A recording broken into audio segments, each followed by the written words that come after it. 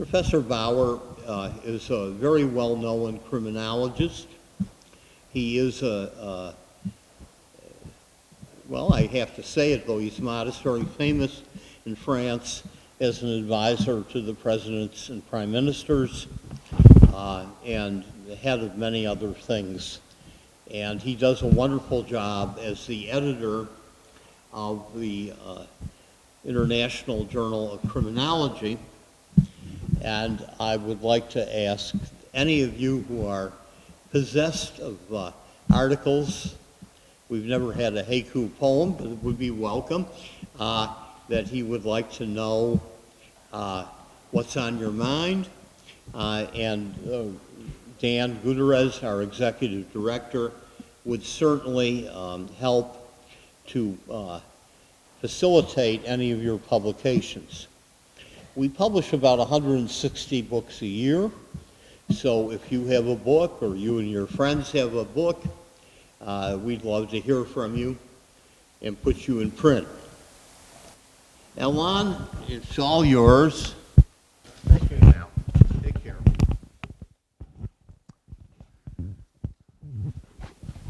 Thank you very much, Paul. Welcome to everybody. So, two important things. As you may have noticed, the Nationals won yesterday. So this is done. You are the world champions. And it's Halloween. Nobody is disguised, or maybe everybody is.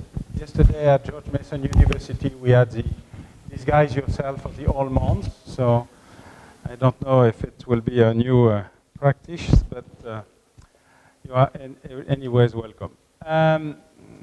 It's important for us to do this conference, first because the International Journal of Criminology is really international. It's not only one way, or it's not only an American Journal of Criminology who said it is international only with American writers. It needs to be international because it's culturally international, and it gives another point of view.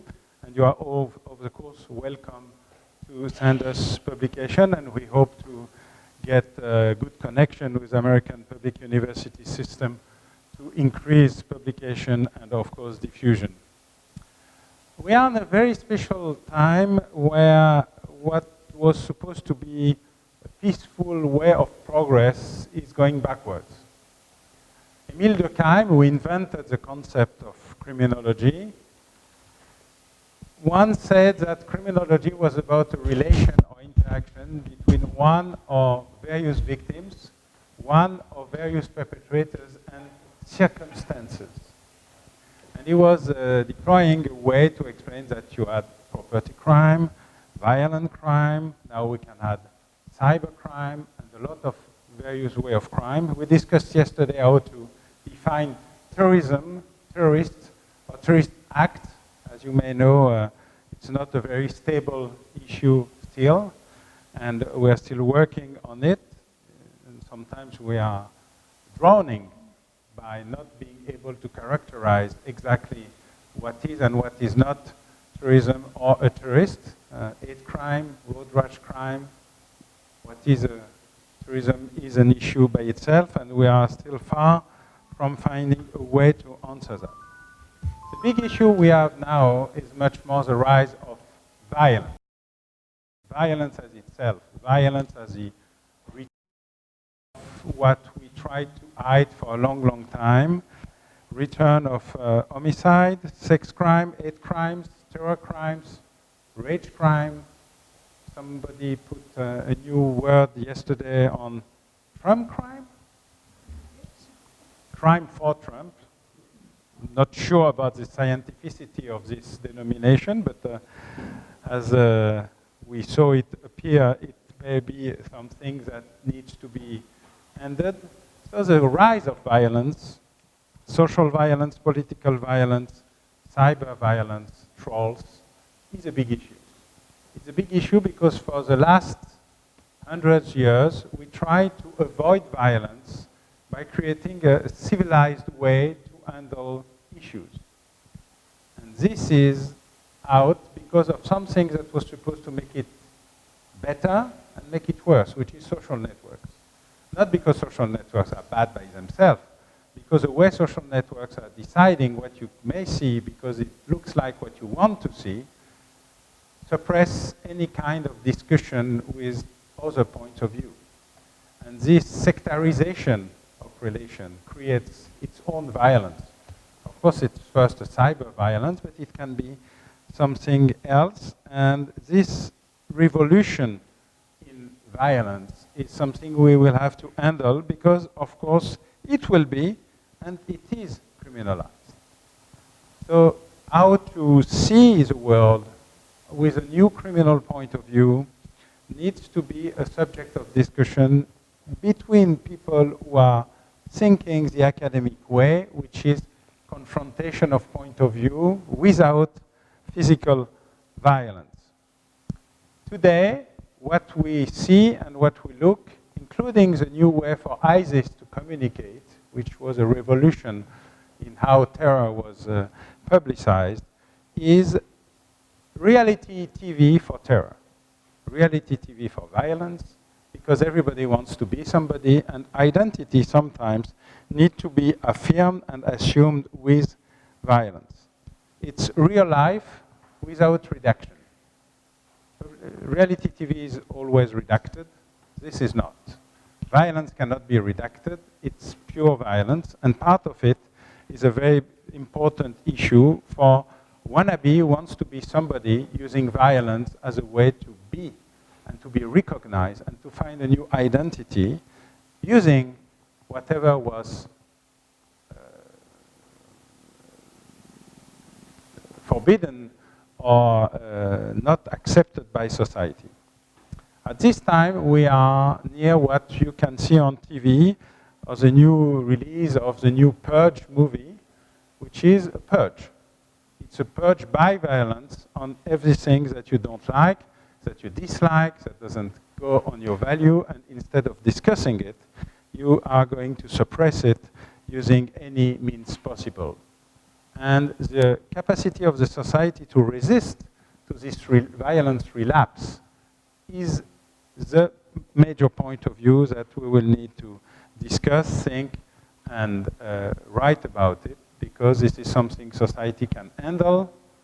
This is a very special place to have this discussion. It's a place where people call themselves friends, and they try to find your inner light.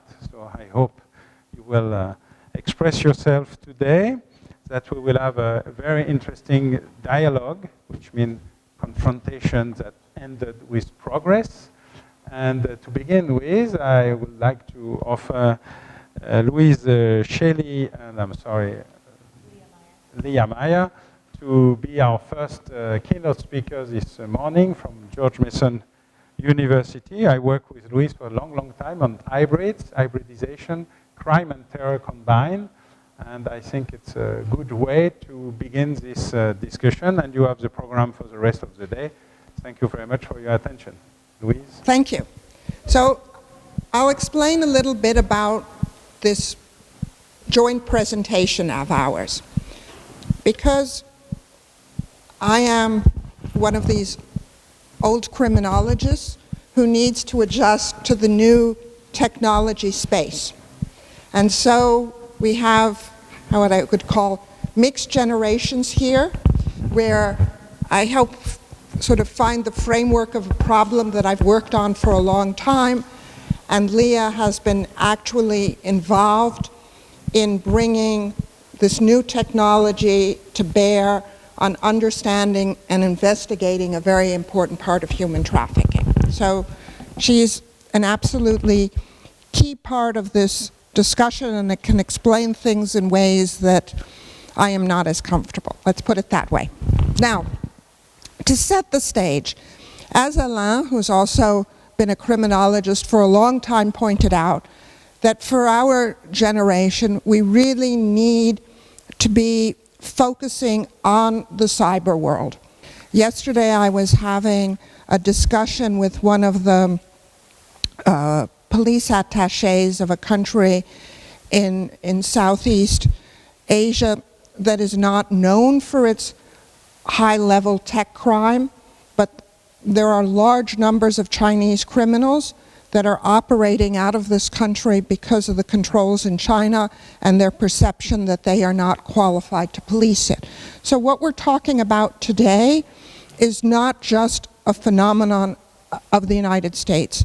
I was reading a dissertation out of the University of Malaysia, and part of the very interesting part of this dissertation was how much human trafficking is being sold and functioning online in one of the states of Malaysia. So what we're talking about today of how human trafficking is going on online and becoming much larger networks and much larger scale of activity than ever seen before is an American phenomenon, but it is also a global phenomenon.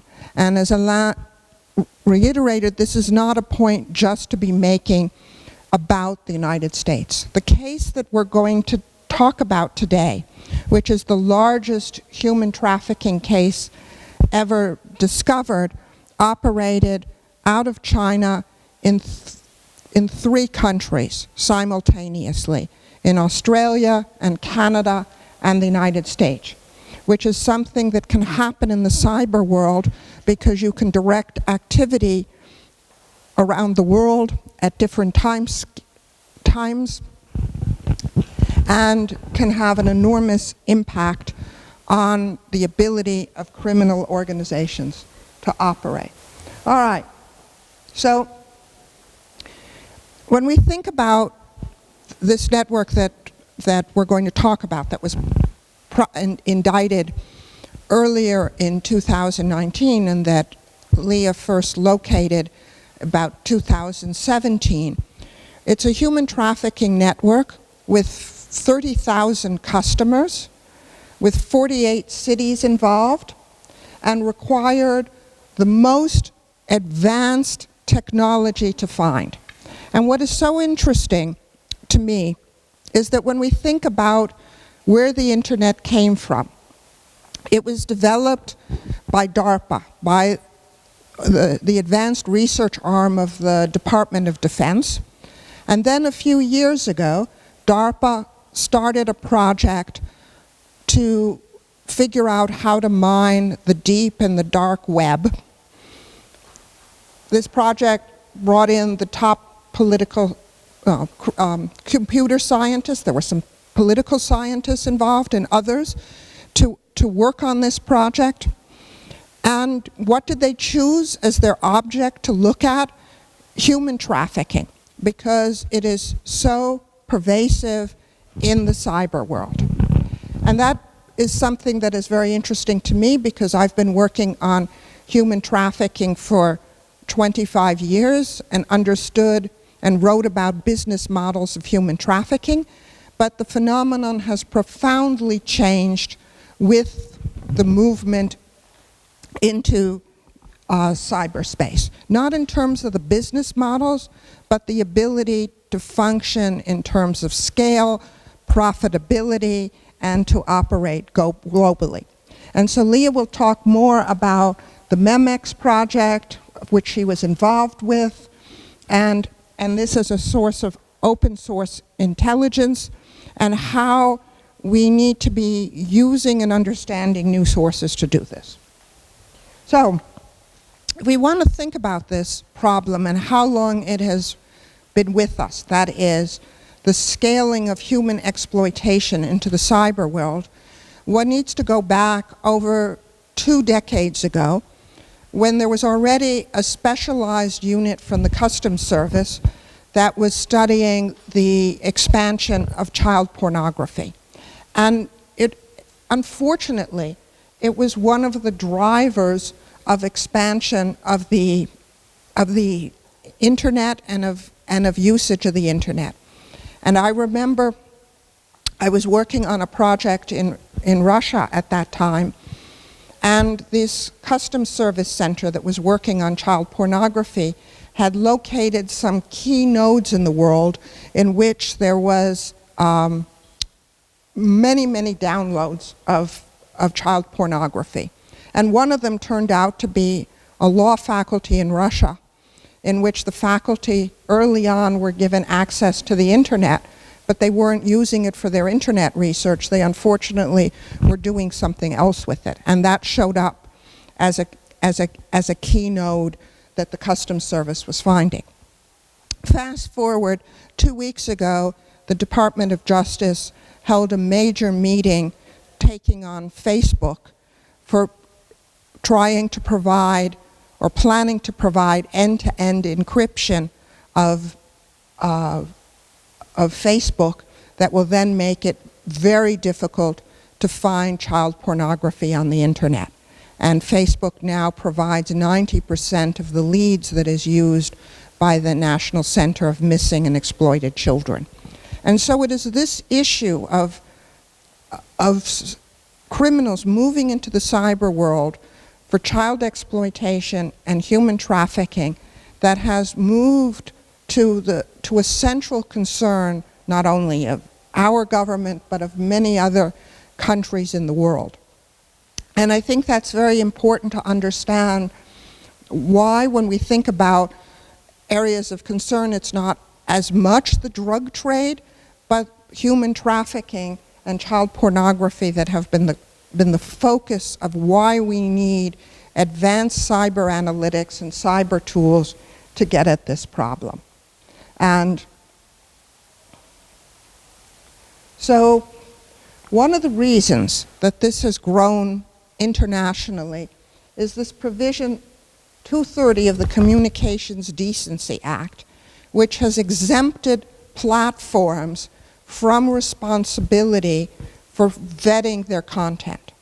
So this has been a problem in many areas, whether we're going to talk about this in terrorism, hate crime, election disinformation. There have been measures to address this. And a year ago in the United States, there was the passage of a new law called FOSTA-SESTA, which ruled that platforms are now responsible for hosting ads that are related to sex trafficking. That slowed down the problem for a while, but as we have written in an article, a lot of this has been transferred overseas now. So the problem is transnational now, of how ads are being placed internationally to do this. And we've had an evolution. I'm sure that some of you have heard first about Craigslist, in which most advertisements were online for sex trafficking. That was closed down after the Attorney Generals of the United States, the state attorneys generals, went after it. Then the advertisements migrated to Backpage, that was functioning in many, many countries around the world. Eventually, Backpage was closed down. And what is very interesting is that there were Senate hearings on Backpage. But the owners of Backpage lied to the Senate in the investigations, in that they said that they were not purposely disguising the ads for child trafficking of individuals under 18.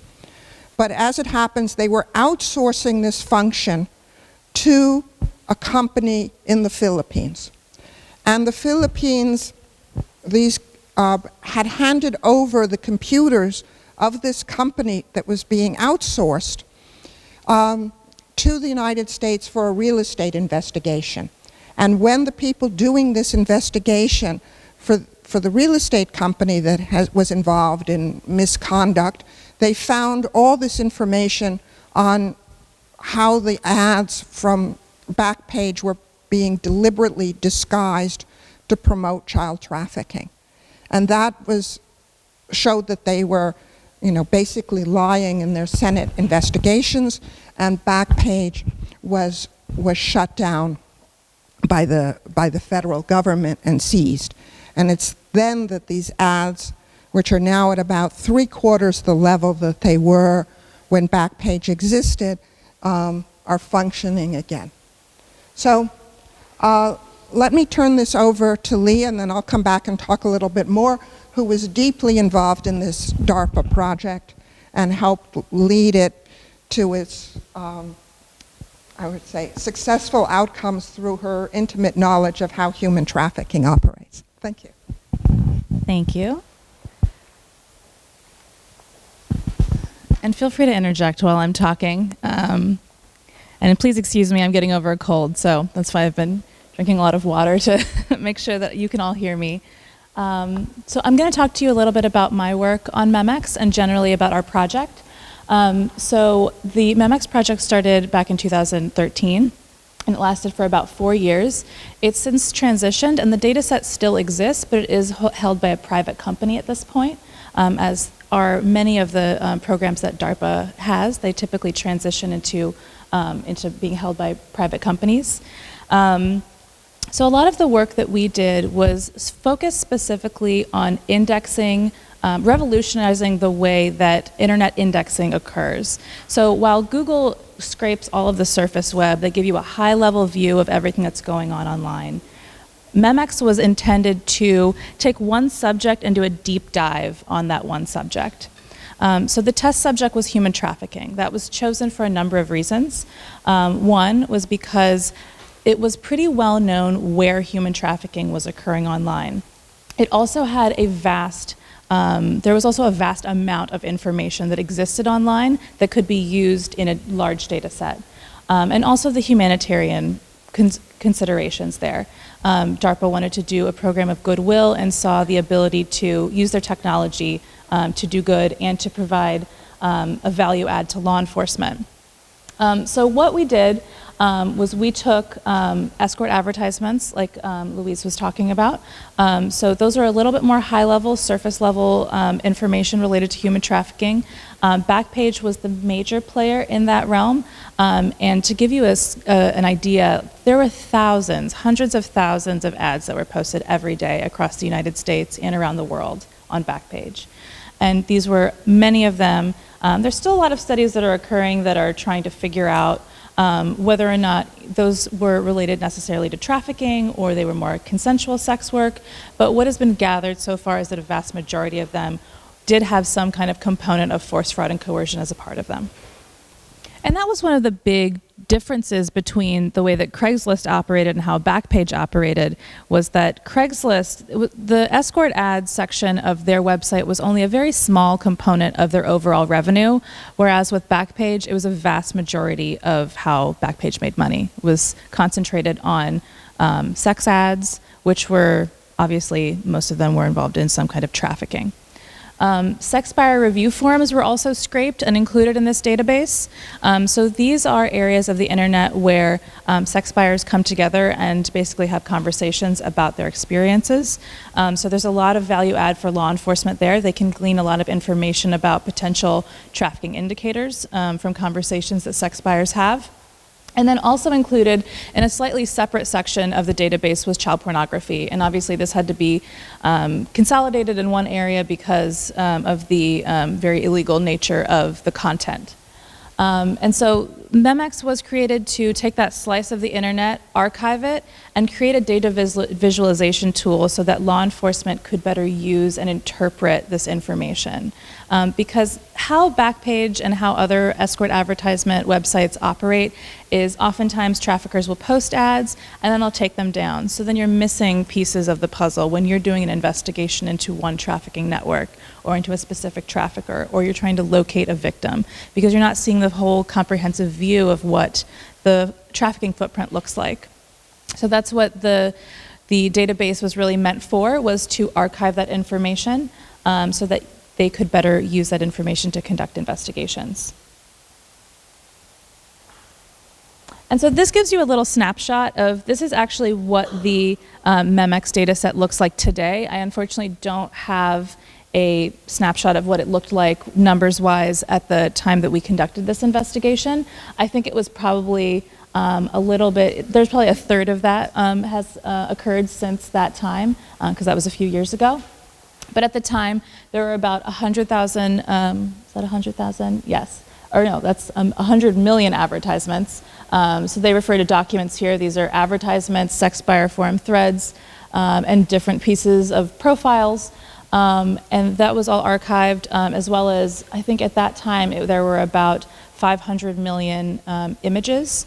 And these images are frequently used by, as Louise said, the National Center for Missing and Exploited Children to help identify victims and find missing kids, because oftentimes missing kids are being exploited online. So we used very large-scale data analytics to be able to process this sheer large amount of data. And that's what was used in order for law enforcement to be able to do social network analysis, to be able to visualize what these networks looked like online. But at the time, a lot of this went over the heads of law enforcement, and it still does to this day. And a lot of the, what we saw was the data set and the analytics that we had at our disposal was not being fully realized. So often, law enforcement were very limited to leads and how they proceeded forward. They were getting leads from child welfare agencies, from tips that they received, from concerned parents that would report their missing children. They were starting from one place and they were looking for an individual. There wasn't necessarily the comprehensive view of the data set to look for this criminality in its whole nature. Yeah, and this gives you, so this data set still exists today. It's run by a company called Uncharted, and the tool is called Tellfinder at this point, and they're marketing as a product at now. And this currently scrapes about 60 different escort and review websites. Actually more than that, but those are where 99% of the content comes from. But there's, as you can imagine, a lot of smaller, localized websites. The landscape has really changed since Backpage was taken down, and there's been a scramble for where the ads end up. And some of the collection from the sites date back as far as 2000. A majority came from 2013 when the Memex project started. So as I was talking about, there was very little effort from law enforcement, not because of will, but because of just capacity to really look at the comprehensive nature of the data set. So myself and my colleague, Curtis Goodman, we really had an interesting perspective because on the Memex project, I was one of the human trafficking subject matter experts. And we had a really interesting role because we understood the tools and the data set very well. And we also understood how to conduct investigations because we worked with law enforcement so frequently. So what we sought to do was to, instead of do a reactive investigation, which was generated by leads, some kind of tip, or from child welfare, we wanted to look at the whole data set to try to figure out if there was a way to conduct an investigation, to look for the largest amounts of connectivity, to really kind of dive into the data set. If there's no bounds to time, no constraints on money, if we're able to just sit down and look at the whole data set, can we find a way to establish if there is trafficking occurring here without any kind of other resource, just looking at the open source information? So that was the problem, and what we wanted to do, our goal was to see if we could generate a case just by looking at the data set. So what we did was we started looking around at the whole data set and trying to find if there was a ton of connectivity in one space. And the tool is really helpful because it's able to show you in a visual way, and it's certainly improved a ton since then because it was in its beta stage at that time. It showed you how things were connected. And the main way that escort ads are connected are through email addresses, phone numbers, websites. That's what we refer to as hard attributes. This is how all of them are connected because if you post an ad with one phone number, you're going to take it down and most likely repost it with the same number. You might repost it again with another phone number, and then you're creating that connection between those two phone numbers. That's typically how it works. So we saw a huge anomaly, what we thought at the time, in the data set of a lot of different ads connected through phone numbers, connected through email addresses, and I'll get to the websites in a little bit. They were all connected, and we thought there was maybe some problem with the data. So then we started digging into that because we said, oh no, there's a problem with our tool. We need to fix this problem now. So what we did was we started to dive into little sections so that we could figure out what was going on. So we dove into a section that was in San Francisco. On the, here you can see an ad, so I'm not sure if everybody can see it, but you can see a sample advertisement that we looked at. It has a very specific format. You can't see it here, but there are 2 phone numbers. I had to block it out because this still is an active case. I blocked out the phone numbers and any identifying information. But the phone numbers here are different. You can see one phone number here, I missed that one. But the phone number, the text phone number, is different from the phone number that is blocked out. So that established a connection. And we also thought that this was particularly interesting because we hadn't seen that before. We hadn't seen 2 phone numbers, one designated as a text phone number for scheduling purposes. And some of the ads were a little bit different, but they all kind of generally follow this same format. We did some digging and found that all of the numbers that were text message only were VoIP numbers. And so those are, if you don't already know, that's how internet providers provide you with a phone service. So it's all internet-based. If you use a landline, that's not an internet-based phone, but there are specific internet service providers like Twilio and others. I can't remember the other brands off the top of my head, but that provide text messaging services and also voiceover. That stands for voice over internet provider. So we noticed that they all had similar registration, but oftentimes they were not registered to an individual. They were also connected to a website for an escort agency in San Francisco, also not uncommon. We saw those all the time. But we started to see a dozen repeating phrases between the advertisements. And we found that to be particularly interesting because that was not a way to connect information at that time. Textual analysis was not something that was being done, and it was not something that was being used within the tool. So we found that to be particularly interesting and tried to take advantage of that. So you can see here that this advertisement is almost exactly the same as the last one. It has the same person identified. It has the same attributes identified. But under these little black marks, these phone numbers are totally different. So that connects those 2 ads together, and that's what kept happening. So we did the same thing, making those connections, but we did it with the textual analysis, like I mentioned. And that connected us to advertisements that were being posted in Denver, Dallas, Washington, D.C., all across the country. Slowly and surely, we kept doing this process, and it kept connecting us to advertisements that were being posted in different parts of the country. And we'd never seen that before. We've certainly seen, it's very common for advertisements or for escorts and trafficking victims to be taken in a circuit. That's very common. The constant movement helps to throw off law enforcement. We've certainly seen that pattern before, but we'd never seen this being posted all across the country. And certainly the timestamps here, this also provides you with a timestamp. They were happening all around the country all at the same time. So that's not showing any kind of level of movement. That's just showing that there's a level of organization here. Let's see. So I covered all of that. So this is when we get into some of the websites. So it's not uncommon to see smaller websites for escort agencies. They're typically marketed as high-end, sex services. There's not a lot of investigations that happen with these types of escort agencies because they take a lot of manpower, they're highly organized, and the level of force, fraud, and coercion is sometimes gray. It's hard to establish whether or not a law enforcement officer is working with the trafficking victim when they're working for one of these higher-end, marketed as higher-end agencies. But we weren't sure if this is what we were dealing with at this point.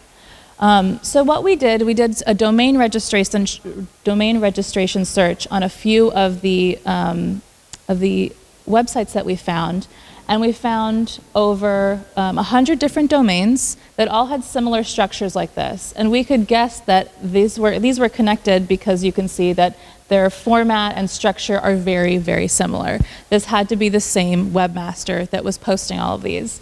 And then this was confirmed when we found a website that had all the templates on it, which we thought was kind of funny and not very sneaky at all.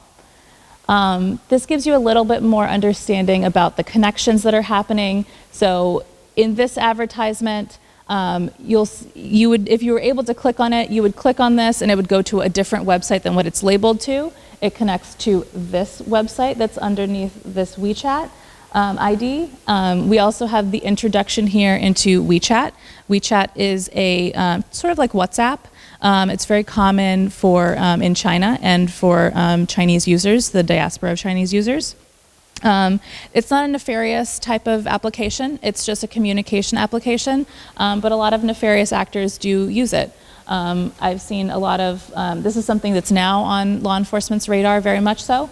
But now we see this introduction, not only do we see the text messaging, but now we see WeChat. So we start to understand that this is probably related to some kind of Chinese network or someone who is potentially exploiting Chinese victims.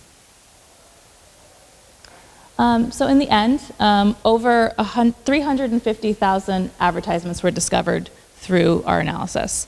This obviously took about 4 months to do with 2 people. So it was pretty difficult, and we did not get the full scope of this network by this. We just did not have enough time. If we were able to, we could guess that it was at least double of what we found. But we were able to find that this network was operating in 25 cities. We found 55 localized escort agency websites like the ones that I just showed you. And we were able to identify 2 potential perpetrators. Through looking at the website registration and doing other open source techniques, we were able to find actual names and addresses for potential perpetrators and where their businesses were in Canada. And in China, which was pretty miraculous. We had never come across actually identifying individuals through just open source information because we had no access to any closed source law enforcement database. We only had what we were able to scrape and also what we were able to Google. And then we established that new technologies were readily being used by traffickers to recruit and to facilitate the trafficking that was happening in the United States and in Canada. And also we found one instance of it happening also in Australia.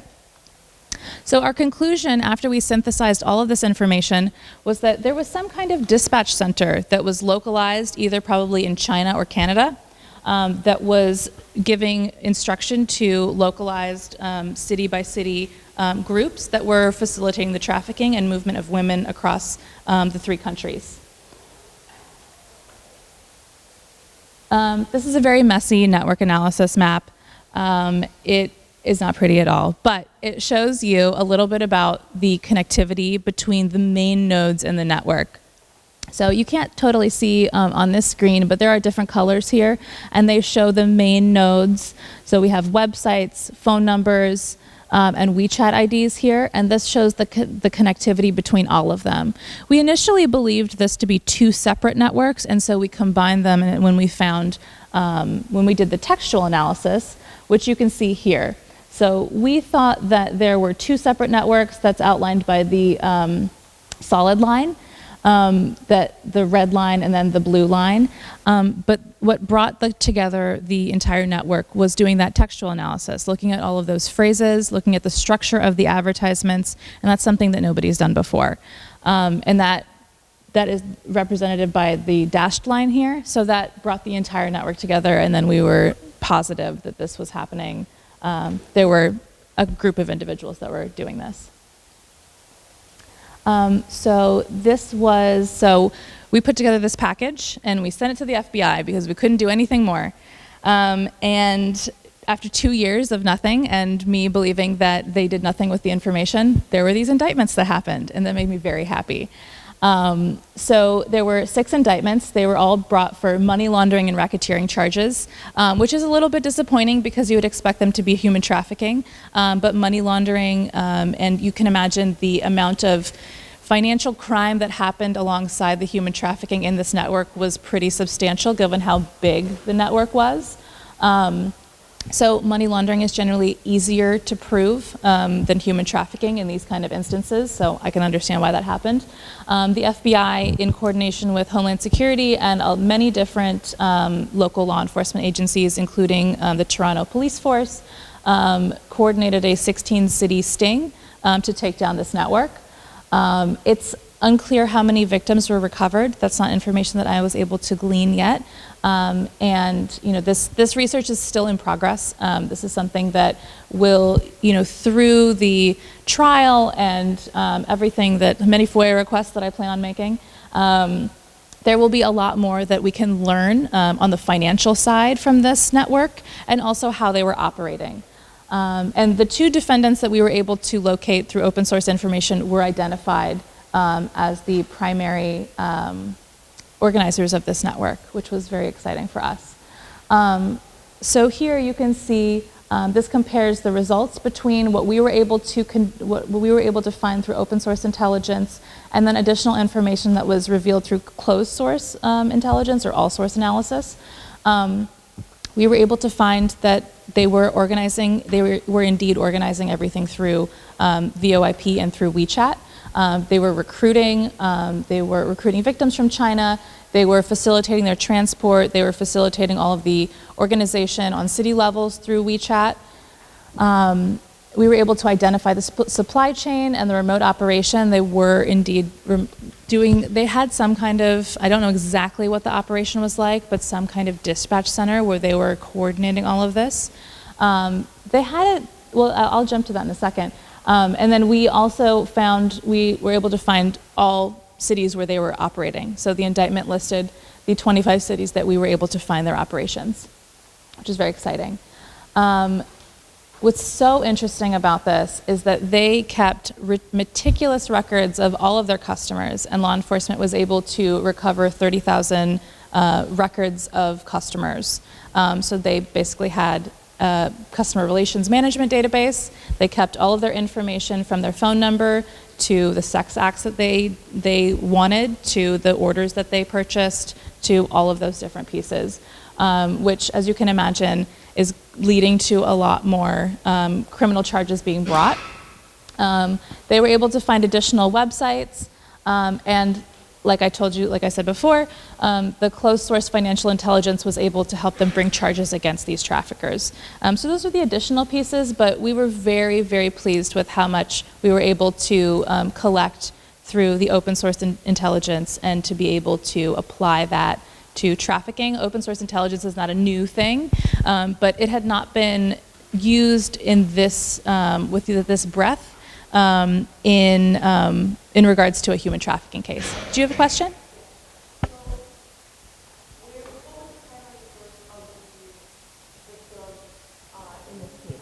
Were they coming from China, or were they being picked up locally in the cities where the units were operating?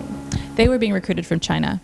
So they were using WeChat to start conversations with, they would put out like model ads and say, you can come to the US, you can have this job opportunity.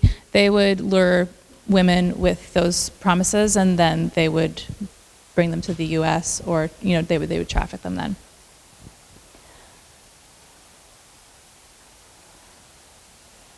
So I talked a little bit about my conclusions, but we were able to, do this type of investigation with open source technology. This is very, open source intelligence is widely used in the intelligence community, but to be able to apply this to trafficking was very exciting and proved very successful. We were able to identify everywhere where they were operating. And I think just proves that the use of, and the open source that I'm talking about is not only, using typical open source tools, but really using the data set at our disposal and really diving into the proactive investigation. We never would have found this network through just doing the typical law enforcement leads. And I'm conducting another research project right now where I'm going to law enforcement agencies around the country and speaking to them about indicators of escort ads, or indicators of human trafficking and escort ads. And through that research project, every law enforcement agency that I've connected with has touched this case. I spoke with a number of San Diego PD that said, we were working on a case. They described to me word for word how it operated. They described doing investigations, and they said, this was just too big for us. We didn't know what to do. We couldn't put the connections together. We gave it to the FBI, and we called it a day. There was nothing else we could do. So this happened all across the country. The bits and pieces were already identified, but the connective tissue to make this an actual viable case was done through proactively looking through the data set that we had at our disposal, which was very exciting to do. Did you want to add some more? Yeah. So it's also interesting how civil society is involved in this as well. So if you saw that the indictment came in Oregon, part of that came from Crime Stoppers in the US, where citizens were noticing something irregular in a massage parlor and reported to law enforcement. Then there's another piece of it. There was a recent very interesting hearing on human trafficking in Nebraska, where there's a research center which is independently scraping the web. And what's very interesting, and this research center in Nebraska functions very separately from the hotline, where a lot of data and understanding of the human trafficking in the US comes through the Polaris hotline. But that's only getting people who are able to report.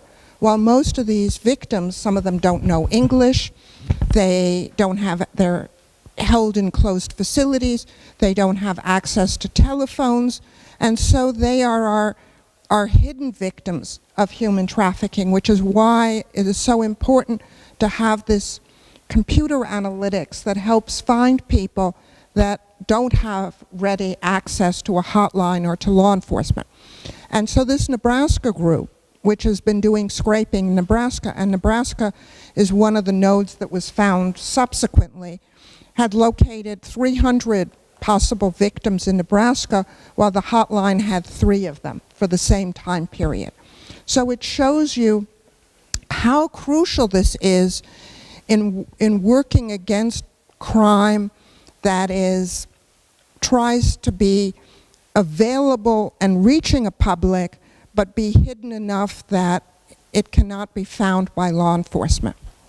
After I was working with Leah on trying to understand how this operated, I was also working on understanding fentanyl sales online. And that research is about to be published as a study with a company, because just like Leah said, we went so far in scraping online platforms out of China for fentanyl sales, finding registration data, and then we needed to find somebody with the tools and another set of information to take and combine this. And what comes after doing that analysis is a network that's even more far-reaching than this, in which we've plotted one network operating there that's operating and reaching 45 different countries. So this is what we need to be thinking about as we're going forward to thinking about transnational crime, is what is happening on a global scale that is cyber-enabled, and how groups that have high levels of technical capacity can be functioning in ways that we never thought about in terms of crime. And so what we once thought about as local is no longer local. And it may seem that we're dealing with a local problem and the massage parlor down the street, but what we're really dealing with is a potent transnational crime network. And this is part of the problem as we think about legal regulation of this issue, which the city of DC is now grappling with, of how do you allow people to, who want to be selling sexual services legally to do so without fostering these networks that are powerful, rich, and engaged in coercion. So there are very profound policy questions that are coming out of this, and with this I want to stop and see if there are a few more questions from the audience. I think we have a few minutes. That they were talking throughout the presentation of different types of sets of data that go to thousands or something like that, and okay, 200 million data, so it's a lot. So, and I'm assuming that there was a lot of data collection and as well as the analysis, what we know as data analytics. But my question is, what kind of methods and what was the way to do that? Because as I understand, all the data are completely unstructured. So how do you kind of bring it in a way to do the analysis and therefore to make sense in a visual way of what's going on? So I want to know more about this, a few steps. You don't have to go in detail, or how you guys start from zero to give me a very nice graph of what's going on. So one of the things, and then Leah can talk a little bit more about this, is this Memex tool, which is what is absolutely at the forefront of computer science. Because when you talk about having machine learning tools to go through this data, this is very, very advanced computer science research, which is why it was done by DARPA. That is basically one of the most important agencies for innovation in the tech world. And so only by having these tools that can help review and analyze and make cohesive a large amount of data can you do the type of thing that Leah will talk about, and then she can talk about how she and other law enforcement use Memex today. Well, I think that what you said kind of outlines the problem, is that there are a lot of different formats for collection, and collection is just really all over the place. One law enforcement agency collects in one method, another collects in another method, and the two databases don't talk to each other. This was all done with one database. That's why we were able to do it. If this was two databases, that would have been exponentially more difficult. Yes. It's a collector and a database. So it does, that's a lot of what was innovative, like Louise said, is that there were, and that's where I came into play, was I brought the subject matter expertise to structure how we collected the data, but we were all collecting data on escort ads. So it was one type of data. Their structure might change a little bit, but we're all putting it into a database, and that's kind of when we started collecting information on reviews, that was a different type of data that we were also integrating. So it was a lot of manual work. No. No. That's how. Well, the manual work came from the open source gathering. So that was a manual process. But the process of interpreting the data within the Memex data set was not manual. That was all done behind the scenes. But there is a lot of upfront work when you're structuring how to scrape that information and include it in the database. That is, there's a lot of work up front about how to structure it. Because if it's on all different formats, if it's all structured differently, if you're collecting a phone number, this is a problem that we dealt with a lot. You scrape a phone number and it has the hyphens in between, but you scrape another one, it doesn't have the hyphens. You can't search on that now. Now there's a problem. Now you have to introduce a solution that's in the background, because me, as a law enforcement investigator, I'm not going to know how to interpret it from my end, how to get all that information. Yes. Okay. Are we done? Yes, we have to finish. Okay. Thank you so much.